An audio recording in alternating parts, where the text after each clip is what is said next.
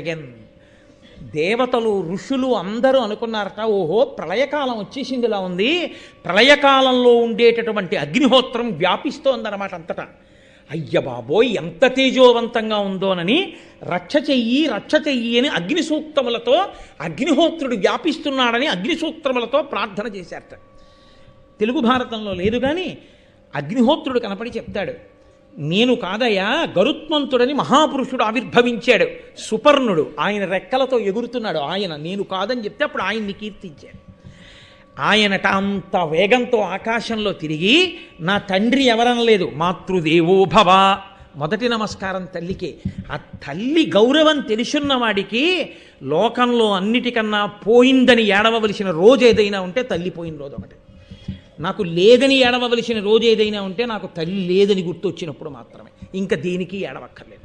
మళ్ళీ అలా ఏడవలసిన రోజు రాకూడదు.